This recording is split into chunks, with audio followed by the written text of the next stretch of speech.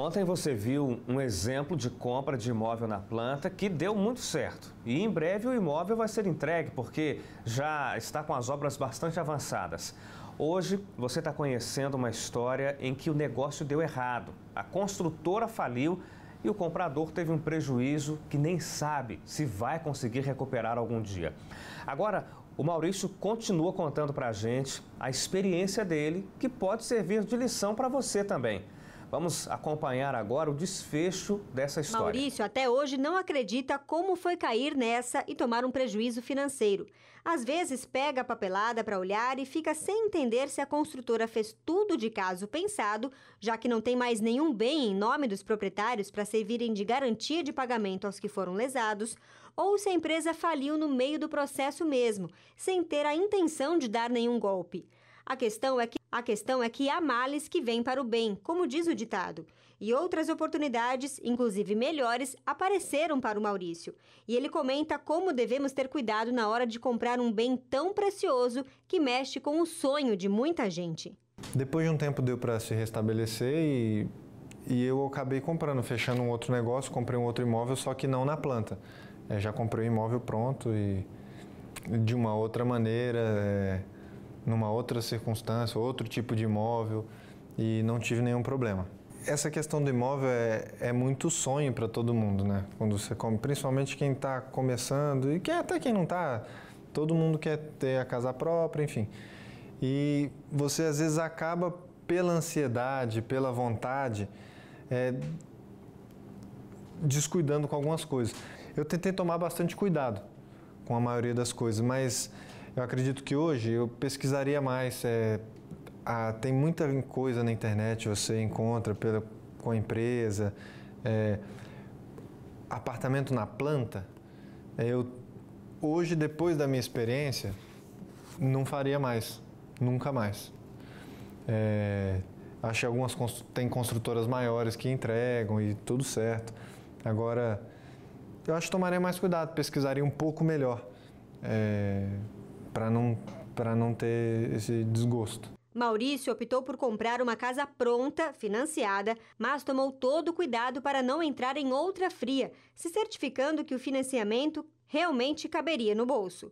Pesquisou em diversos bancos e viu qual oferecia a melhor linha de crédito. Pesquisei em vários bancos, inclusive o banco que eu já era correntista há mais tempo oferecia condições muito melhores do que a Caixa, na época que financiava esse imóvel que eu negociei a primeira vez.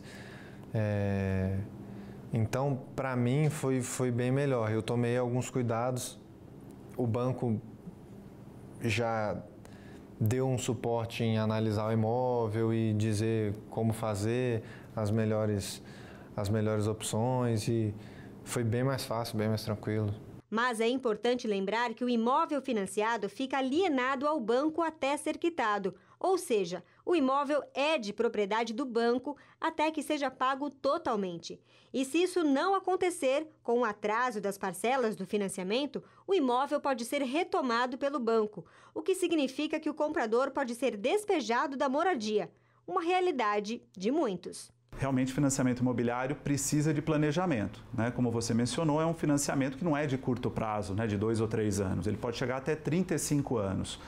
E hoje, pela atual lei do financiamento imobiliário, caso você atrase uma prestação mais do que 90 dias, o banco retoma o imóvel. Então, isso é muito rápido. Então, realmente, entrar num financiamento desses de longo prazo e sem ter reserva financeira para poder passar por um momento aí, né, de contingência, ou perda de emprego, ou um problema de saúde, é um risco muito grande. Então, eu sempre recomendo, tenha pelo menos aí 6 até 10 prestações, o valor de 6 a 10 prestações em alguma aplicação, porque é uma espécie de seguro. Se você perder o emprego, você sabe que durante esse período você não precisa se desesperar porque tem como pagar o financiamento. Especialistas recomendam fazer simulações em várias instituições financeiras e na própria internet é possível fazer isso. William Retamiro, um economista, mostra aqui algumas planilhas que fazem todo o cálculo do financiamento com base nas taxas de juros. Mas alerta que nem sempre dá para realizar o sonho da casa própria. Em algumas situações, para algumas famílias, a renda permite apenas que vivam de aluguel mesmo. Olha, o ideal é, a nossa principal referência no momento como esse é a taxa de juros aplicada pelo mercado. Uma taxa de juros alta, que é a que nós estamos vivendo aqui nesse ano, início do ano de 2018, é uma taxa de juros que não é vantajosa para se financiar. Está em aproximadamente no custo efetivo total, né, em torno de 11% a 13%, dependendo da instituição financeira. Neste caso, nós temos uma inflação que está relativamente baixa, de 3% aproximadamente, e nós temos uma situação na qual a renda não está acompanhando as taxas de juros aplicadas pelas instituições, pelos bancos. Então, nesse caso, uma taxa de juros elevada associada a uma renda que não acompanha o crescimento tal qual a inflação, não é um momento adequado. E aí também depende muito do potencial de renda de cada família e também da situação do valor do imóvel que vai ser aplicado. Pegando uma ideia aproximadamente, né, um imóvel de aproximadamente R$200 mil e nós temos aí um financiamento de 30 anos, 360 meses, a tendência com uma taxa de juros atual do mercado, em torno de 11%, vamos colocar, a tendência é de que ao final desses 360 meses, desses 30 anos, tenha-se pago 3,5 vezes o valor do imóvel financiado. Ou seja, estou comprando uma casa, mas estou pagando 3 casas da qual eu comprei. Então, é um momento totalmente arriscado e tem que se considerar muito a taxa de juros. Nós temos uma situação na qual a oferta de imóvel é crescente, né? Não somente na região metropolitana de São Paulo, mas também nas demais regiões metropolitanas e nas cidades, né, que circundam essas regiões metropolitanas. E mesmo assim, a oferta elevada de imóvel, ela não está fazendo com que caia o preço do imóvel, né? Isso indica uma expectativa dos construtores, dos investidores, de que no futuro, próximo, no 2019, 2020 aproximadamente, tenhamos uma situação na qual a oferta de crédito imobiliário fique mais vantajosa para o consumidor. Mas ainda é um aspecto não certo, porque nós vamos passar em 2018 por eleições, nós temos muitas políticas econômicas que vão ser discutidas, nós temos reformas que estão ainda engatinhando e não se sente ainda o impacto dessas reformas previdenciária, trabalhista, de gestão dos gastos, qual é de fato o impacto que ela vai ocasionar na massa salarial e na renda da população. Então causa essa incerteza. Mas mesmo assim, apesar da elevada oferta, nós temos não está reduzindo o preço do imóvel, então o momento é de esperar uma política adequada associada a um preço condizente com a realidade de mercado. O economista alerta que para pagar um financiamento no valor de R$ 1.800 a prestação por mês, é necessário que a renda familiar seja de no mínimo R$ 3.000. Mas na simulação do banco mostra que as instituições financeiras exigem uma renda bem maior. Para uma situação de R$ 200 mil, né, com uma taxa de juros de 11% aproximadamente, o ideal é que seja uma renda familiar de pelo menos R$ 3.000. Mas cada instituição financeira ela pode até não aceitar de R$ 3.000. E lembrando que R$ 3.000, de acordo com alguns estudos, indicam que quem ganha R$ 3.000 ganha mais do que 84% da população brasileira.